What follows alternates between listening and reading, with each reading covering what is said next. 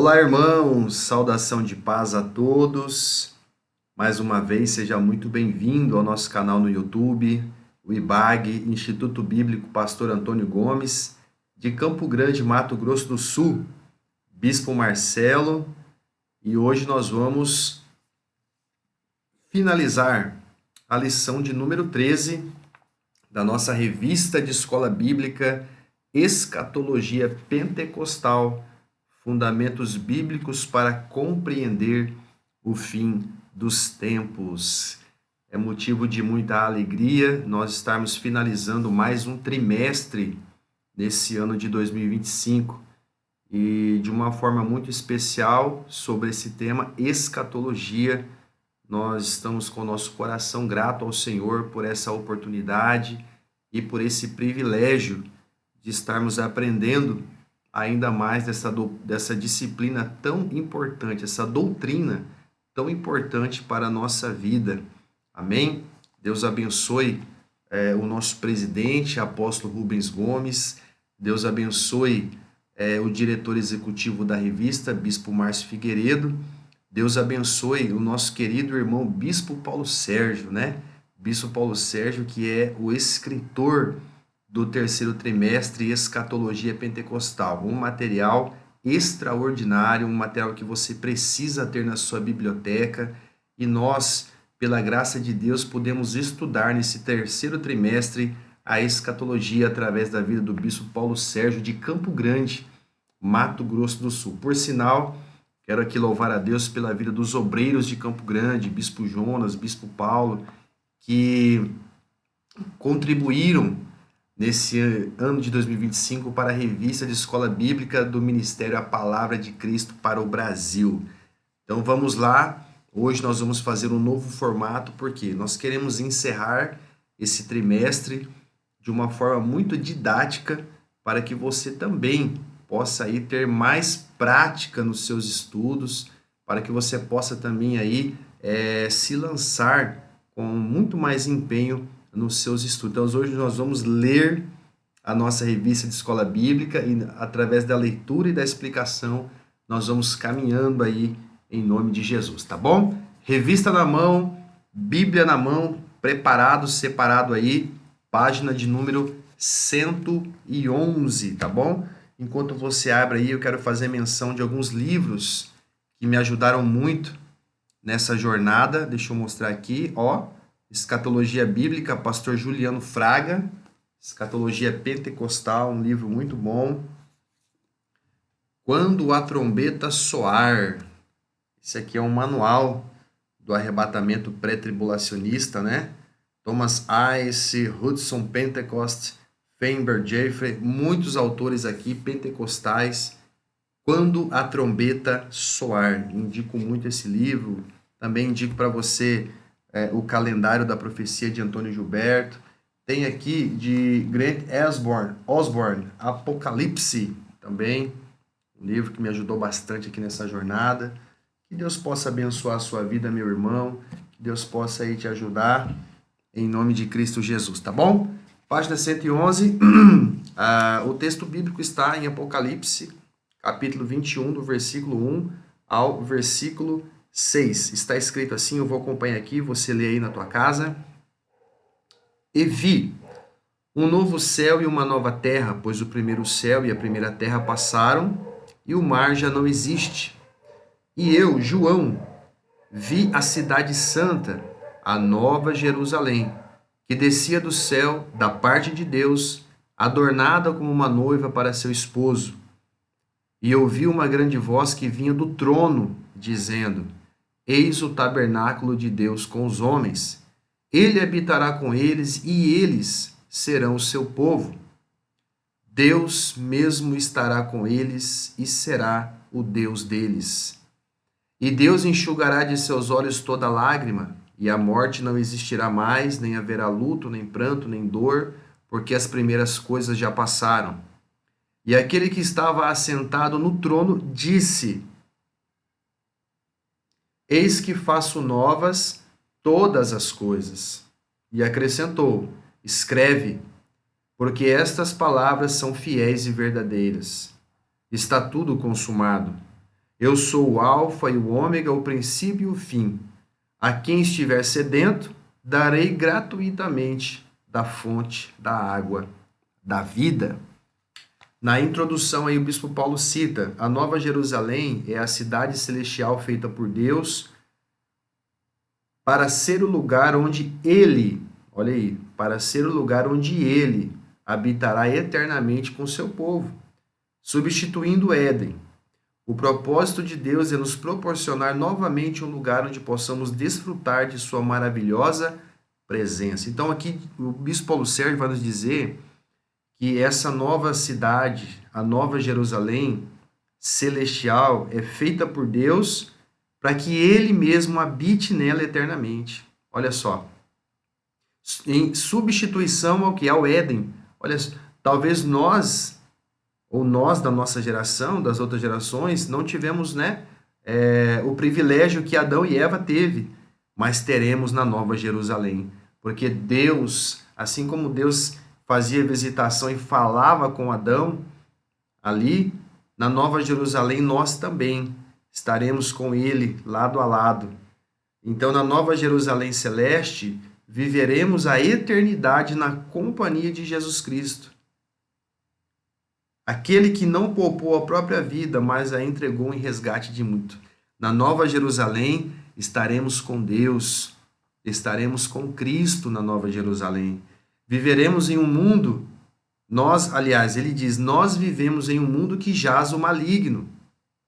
Mas o nosso coração e a nossa mente estão ligados àquela ditosa cidade, cujo arquiteto e artífice é o próprio Deus.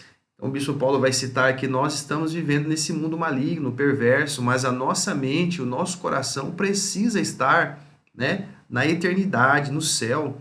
Olha o que Paulo escreve em Colossenses capítulo 3, versículo 2. Abre a sua Bíblia aí, Colossenses 3, 2.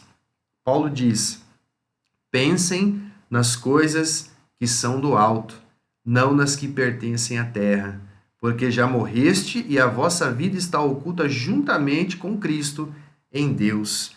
Então, Paulo vai nos lembrar, por mais que nós estejamos aqui nesse mundo corrompido, caído, maligno, a nossa mente precisa estar em Cristo, em Deus, na eternidade, porque lá é o nosso destino final, tá bom?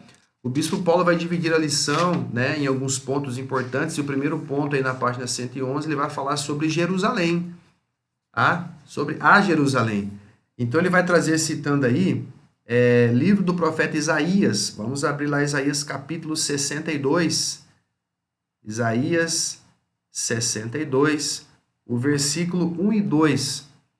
Por amor de Sião não me calarei, e por amor de Jerusalém não me aquietarei, até que a sua justiça resplandeça como o brilho do dia e a sua salvação como uma tocha acesa.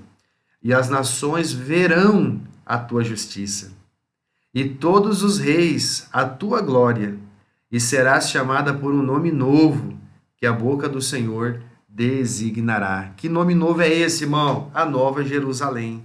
Então aqui, o profeta Isaías, ele apresenta o zelo que Deus tem por Jerusalém e a sua restauração final. Tá? Deus afirma que não descansará até que Jerusalém seja restabelecida e se torne um louvor na terra.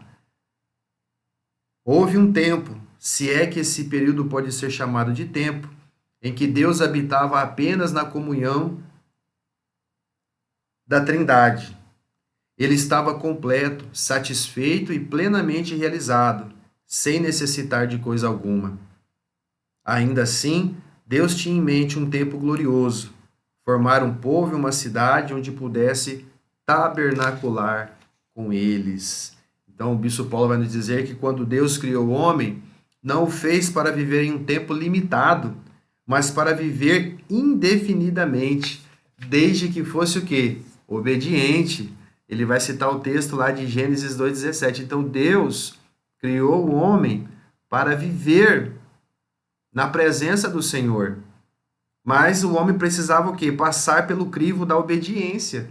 Gênesis 2,17, o texto está escrito: mas da árvore do conhecimento do bem e do mal não comerás, porque no dia que dela comer, certamente o quê? Morrerás. Deus criou o homem para viver com ele na sua presença. Mas o homem passou pelo crivo da obediência e falhou. Lembra da nossa lição sobre as dispensações? Caso obedecesse, viveria eternamente. O ambiente dessa eternidade condicional era o Éden. Então, quando nós estudamos as dispensações, nós aprendemos em que cada período específico da história humana, Deus primeiro se revelou de uma forma, colocou uma condição através dessa revelação e exigiu do homem o quê? Fidelidade e obediência. E qual foi a resposta do homem? Desobediência, pecado. E aí veio o quê? O juízo. Então o bispo Paulo vem dizer para nós aqui que o plano de Deus é que o homem o quê? Viva com ele por tempo indeterminado, indefinido. Deus nos criou para a eternidade. Mas nós erramos e falhamos e pecamos. Então muitos não estarão na eternidade, não porque Deus separou uns ou outros, não. Deus queria que todos permanecessem na eternidade. Mas Deus amou tanto o homem também que deu a ele o direito do livre-arbítrio. E muitos se perderam. Então aqui o bispo Paulo diz, no entanto, o homem desobedeceu, passou a sofrer os impactos do tempo, da morte física, separação da glória de Deus. O homem perdeu a oportunidade de viver em um lugar onde desfrutaria continuamente da presença e da companhia do Senhor. Então ele foi expulso do Éden. Assim como também na eternidade, nem todos os homens estarão na eternidade, nem todos os homens e mulheres estarão lá, porque muitos desobedeceram, tá bom? Estamos na página 112. Entretanto, é importante observar que ao expulsar o homem do Éden, Deus revelou sua misericórdia e graça. A partir daquele momento, iniciou um plano para reconduzir o homem à comunhão eterna, uma eternidade agora o quê? Irreversível. Aí ele continua. A relação entre Deus e Adão foi interrompida, mas olha o que aconteceu. Foi restaurada em Abraão por meio de uma promessa. Então a promessa foi, quebrada pela parte do homem que pecou, mas ao longo da história nós vamos ver que essa promessa, aliás, nós vemos que Deus restaurou essa comunhão e estabeleceu uma promessa com o homem. E essa promessa começa o quê? Com Abraão. Então ele diz aí, quando Abraão chegou a Canaã, já havia outras pessoas que adoravam o mesmo Deus, embora não fossem hebreus. Um desses era, um personagem importante aí do Antigo Testamento, Melquisedeque, rei de Salém, cidade que mais tarde se tornaria Jerusalém.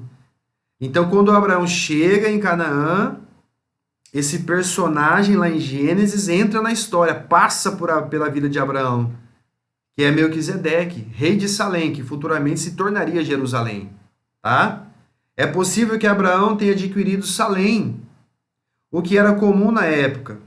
Então, quando Israel voltou do cativeiro, não cometeu genocídios, ou seja, não saiu matando todos, mas buscava recuperar a terra que por direito já lhe pertencia. Tá? Então, o bispo Paulo traz aí a nossa memória, esse momento da história.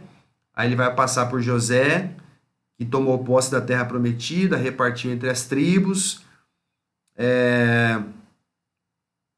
Salém estava habitada pelos jebuseus, judeus, não conseguiram expulsá-los. Somente cerca de 900 anos depois, Davi chegou com seu exército, conquistou a cidade.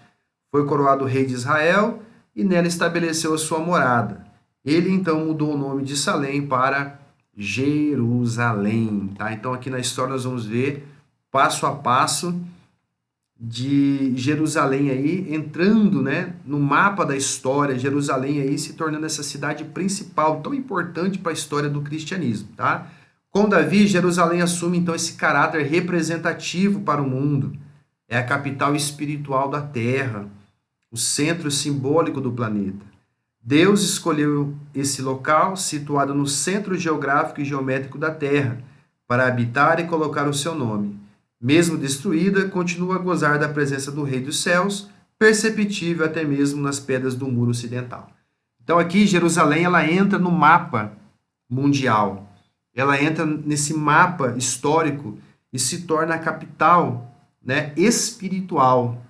Então Jerusalém não apenas é importante para o cristianismo, mas também para toda a religião mundial, tá bom? Então ele vai dizer na página 113 que a partir de Israel a terra será repleta da presença de Deus, os povos serão abençoados e consolados, Jerusalém se tornaria a cidade mais cobiçada, amada e também odiada, sendo a mais conquistada e reconquistada da história, 48 vezes. E a cidade mais citada na Bíblia, com 811 menções.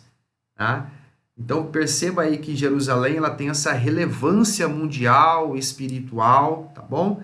E quando você olha para a história, tantas vezes conquistada, reconquistada.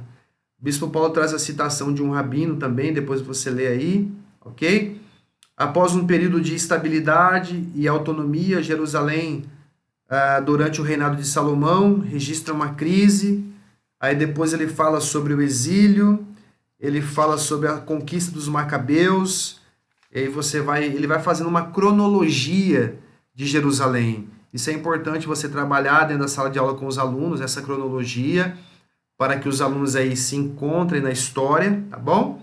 E aí ele vai dizer aí na página 114, com o arrebatamento da igreja, terá início o período de 7 anos da grande tribulação. É o período tribulacional que nós já estudamos. Na primeira metade, Israel e Jerusalém, claro, será novamente e severamente atacada. É quando há a investida de Gog da terra de Magog. Lembra que nós estudamos?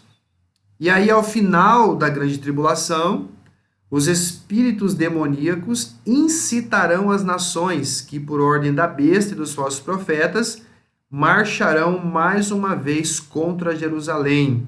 Aí sim, Gog e Magog, representando todas as nações.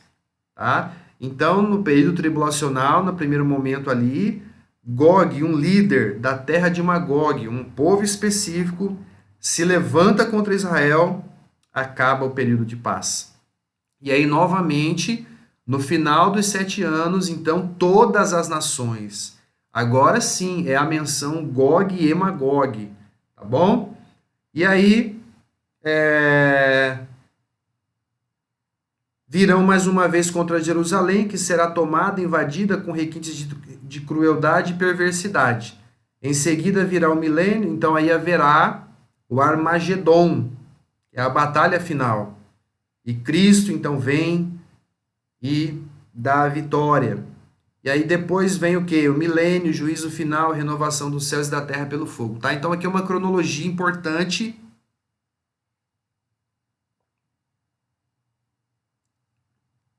Que através dessa cronologia você consegue restaurar na tua mente o passo a passo para chegarmos até aqui e falarmos da Nova Jerusalém. E aí o ponto 2, sim, ele entra então no tema desta última lição, que é a Nova Jerusalém. E ele começa falando, Jesus falou sobre ela. Ele cita Lucas, capítulo 20. Vamos lá? Lucas, capítulo 20, versículo 35. Olha a menção que Cristo faz da Nova Jerusalém, irmãos. Mas aqueles que forem considerados dignos de alcançar a era vindoura e a ressurreição dos mortos não se casarão nem serão dados em casamento. Então ele fala sobre aqueles que são dignos de alcançar o quê?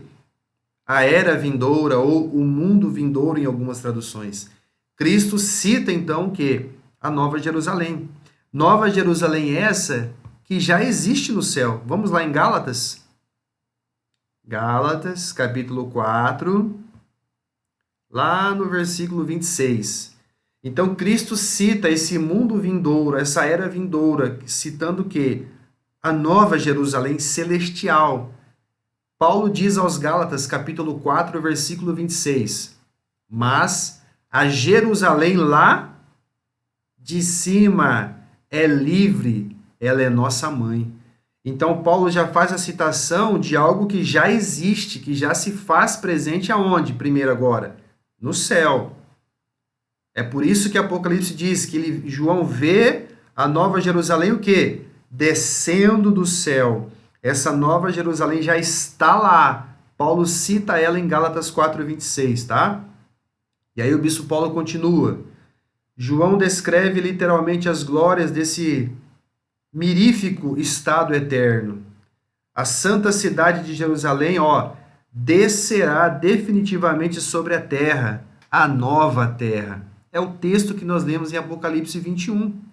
Então aqui o bispo Paulo diz que se encerra o tempo da história humana, cronológica, e começa o quê? A eterna. Começa o dia eterno, ou o dia da eternidade, que Pedro, lá na sua segunda carta, capítulo 3, versículo 18, vai dizer. Então, que era eterna é essa? Que tempo eterno é esse? Que dia eterno é esse? Olha o que Pedro diz em 2 Pedro 3,18. Ele termina as suas cartas escrevendo assim: Antes, cresçam na graça e no conhecimento do nosso Senhor e Salvador Jesus Cristo. A Ele seja a glória, tanto agora, quanto no dia eterno. Amém. Que dia eterno é esse, irmãos? É na Nova Jerusalém, a cidade santa celestial. Amém? João diz que ela é formosa como uma noiva no dia do casamento. É tão maravilhosa, tão linda, que nunca houve uma cidade igual. O bispo Paulo, aqui no final da página 114, ele vai falar de Roma, de Londres, Chicago, tantas cidades. Nenhuma se comparará com a Nova Jerusalém celestial. E ele termina no último parágrafo dizendo: Nesse tempo haverá uma perfeita harmonia entre o céu e a terra. Ambos formarão uma só grei, como diz o hino da harpa, não é verdade? Ou seja, não existirá mais separação entre céus e terra. Isso porque o muro de separação, que era o pecado, terá sido totalmente desfeito. A igreja não permanecerá apenas no céu, mas viverá a eternidade também na nova terra. Então, os salvos, os santos, que já estão com Cristo na glória, nós que também iremos para lá. Então, nós não viveremos apenas no céu, não, nós também estaremos aí nessa eternidade, nessa nova Jerusalém, tá? Na página 115, o bispo Paulo Sérgio, ele vai destacar os pontos importantes dos textos de Apocalipse 21. Ele vai falar sobre o mar, ele vai citar: e o mar já não existe. Essa era uma palavra de consolo. Primeiro porque quem recebe essa revelação é João. E João está isolado na ilha de Patmos, separado pelo mar das pessoas que ele amava, das pessoas que também o amavam e o consideravam. Então, naquele tempo, a revelação vem para dizer: João, o mar não existirá mais. Ou seja, não haverá separação entre os santos, os salvos. A distância, não, todos se encontrarão nos céus, viverão juntos na eternidade, na Nova Jerusalém.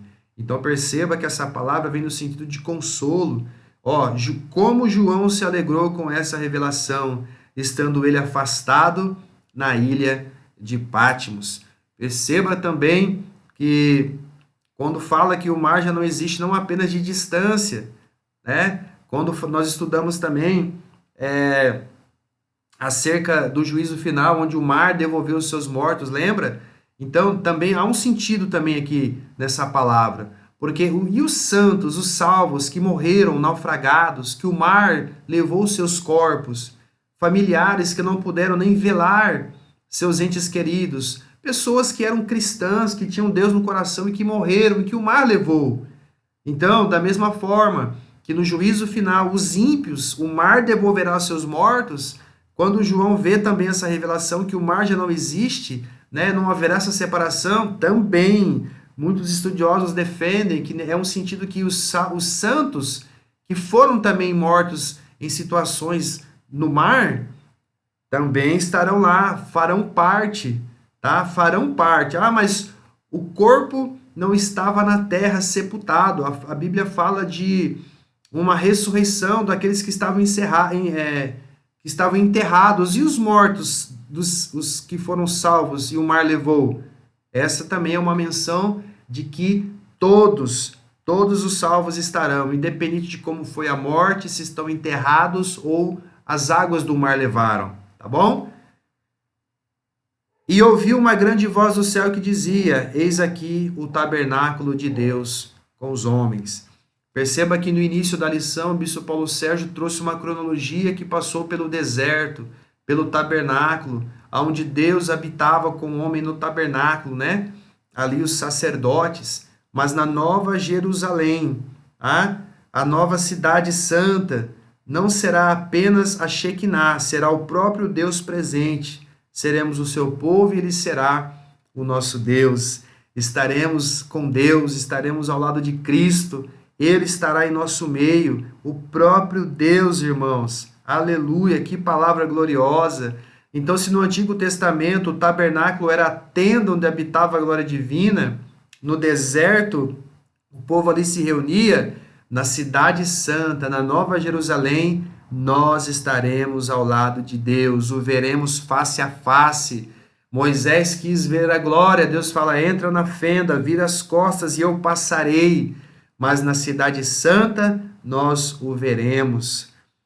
Ele continua: Deus limpará dos seus olhos toda lágrima. Olha aí, o próprio Deus enxugará dos nossos olhos cada uma delas. Não haverá lágrimas no céu, lágrimas no sentido de tristeza, de recordações de tristeza, não.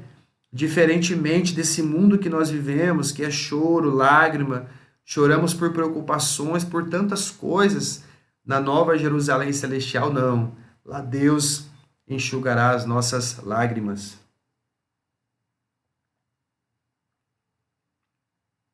Não haverá sofrimento, é no mesmo sentido.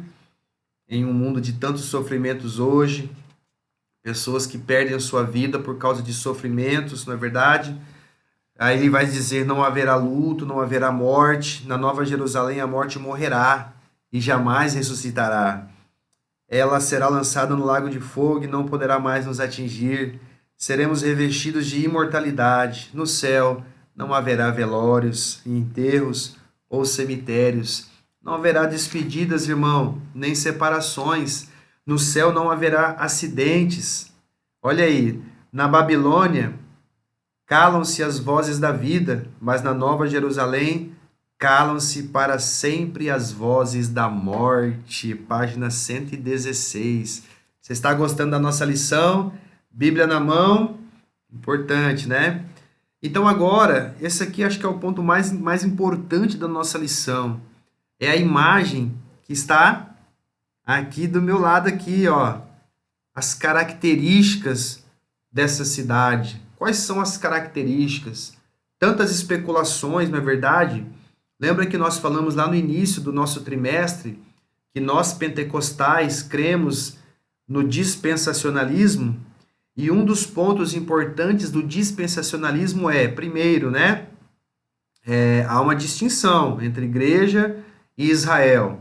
As promessas de Deus para a igreja, promessas de Deus para Israel. Outro ponto importante também qual é?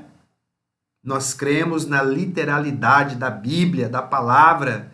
Nós cremos que a escatologia são palavras literais, verdadeiramente irão acontecer. Então aqui o bispo Paulo ele faz um apanhado de características, e com o tempo você pode trabalhar isso aí na sala de aula. Ele vai dizer aí primeiro, tinha um grande muro.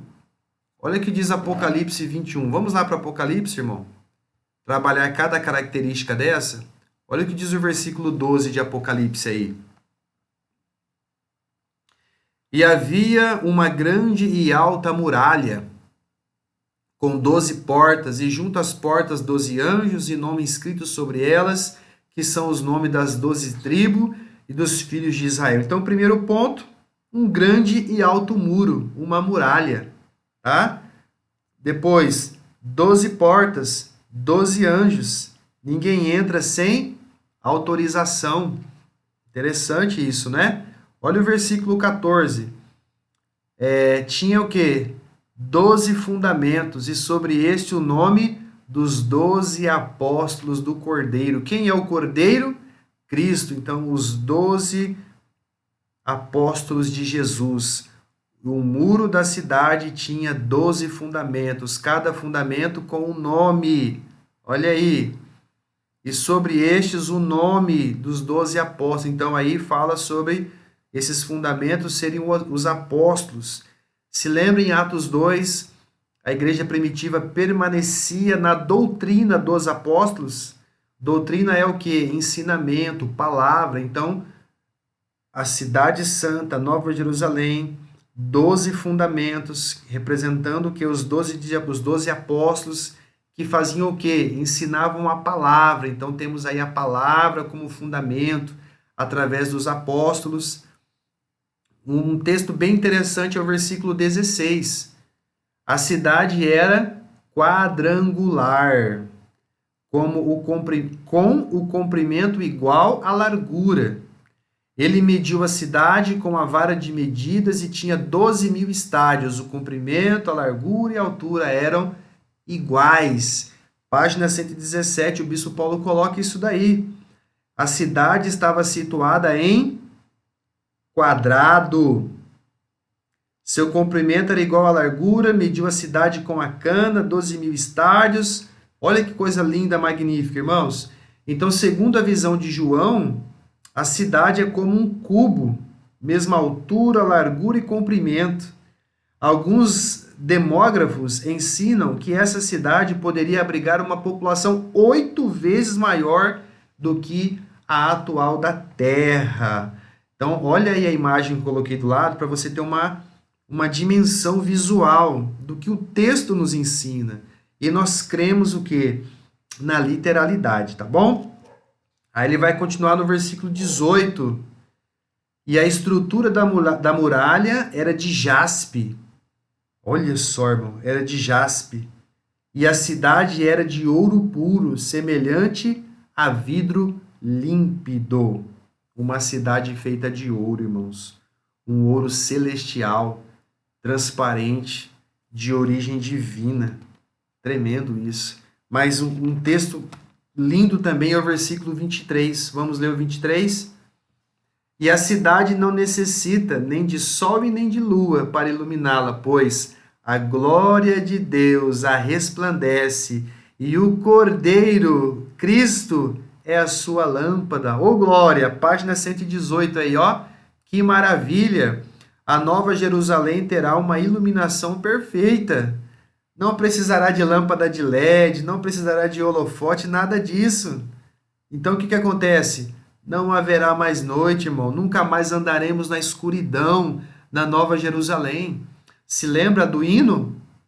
Não haverá mais noite ali. Perdoe aí pela afinação, né? Mas é o que diz o louvor. Ali não haverá mais noite, porque Cristo iluminará constantemente. Ele será a lâmpada. Salmo 119, versículo 105. Lembra? Lâmpada para os meus pés e luz para o meu caminho é a sua palavra.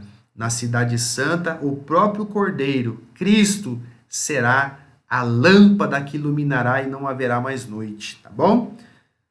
Prosseguindo na página 118, ele vai lá para o capítulo 22, versículo 1, onde fala do rio da água da vida, límpido como um cristal, que brotava do trono de Deus e do Cordeiro. O trono de Deus está na cidade. Significa o quê? Que nós teremos um governo perfeito, irmãos. Olha que magnífico que o bispo Paulo Sérgio faz aqui na página 118. Quando nós vemos esse significado desse governo perfeito, nós comparamos com os governos de hoje. Olha para a política de hoje, olha para a corrupção de hoje, os governos de hoje. Então, naquele grande tempo, na eternidade, na Nova Jerusalém, teremos um governo justo. Lá não haverá corrupção nem injustiça. Aleluia, Deus seja louvado. Então, aqui o bispo Paulo faz essa comparação dos nossos dias para os dias da Nova Jerusalém. E ele continua Debaixo desse trono nasce um rio, o rio da vida. Ele fala um pouco mais aqui do rio da vida, que é uma comparação com o mesmo rio que havia no Éden. No Éden, esse rio ele se dividia em 4 braços. Na Nova Jerusalém será dividido em 2, fluindo em direções diferentes. Então, tudo isso remete ao Éden, onde os rios faziam qual que era a função? Fertilizava a terra e proporcionava o que? Uma vida tranquila, tá bom? Seguindo aí, no meio da praça, de uma a outra margem do rio, estava a árvore da vida, que produz 12 frutos, dando um fruto de mês em mês. E as folhas das árvores, e as folhas da árvore são para a saúde das nações. Então aqui ele vai dizer que no Éden havia 2 árvores, a da vida e do conhecimento, do bem e do mal. Na Nova Jerusalém, a árvore da vida será o quê? Restaurada. Então, na Nova Jerusalém, a árvore da vida será o quê? Restaurada. As suas folhas servirão para a cura dos povos. Mas aí você se pergunta, haverá doenças? A palavra para cura aqui no original é terapeia, que também pode significar o quê? Equilíbrio, saúde terapêutica, tá?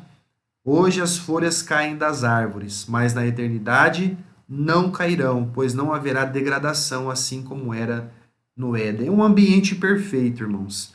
Na Nova Jerusalém será um ambiente perfeito, tá bom? Esses frutos garantem a vida perpétua, né? Então, Apocalipse 22, 2 fala sobre produz 12 frutos, dando o seu fruto a cada mês. Então, é contínuo, frutos perpétuos, tá bom? E aí o versículo 4, olha que versículo lindo, irmãos. E verão a sua face, e o nome dele estará nas suas testas. Na Nova Jerusalém, veremos Deus face a face. Como ele é. Oh, aleluia! Lembra do louvor? E não apenas isso, teremos uma identificação perfeita, pois o nome dele estará nas nossas testas. Irmãos, isso é magnífico. Hoje o homem tenta desenhar, tenta colocar em uma tela, tenta reproduzir em um filme, em uma imagem, mas somente na Nova Jerusalém nós o veremos face a face, verdadeiramente como ele é. Nós veremos a Cristo como verdadeiramente ele é. E isso é maravilhoso, irmãos. É magnífico. Ali não haverá mais noite. Não necessitarão de lâmpadas nem a luz do sol, porque o Senhor Deus os iluminará e reinarão para todo sempre. Aleluia. Reinarão pelos séculos dos séculos.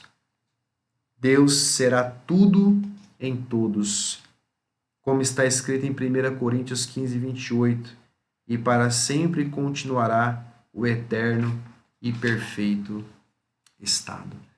São características importantes que nós precisamos apresentar na sala de aula com todos os alunos, para que essas características fiquem marcadas na mente deles, características que nos dão esperança, que enchem o nosso coração de alegria para um dia nós estarmos nesse cenário, nesse ambiente a qual nós estamos lendo hoje aqui e aprendendo, irmãos.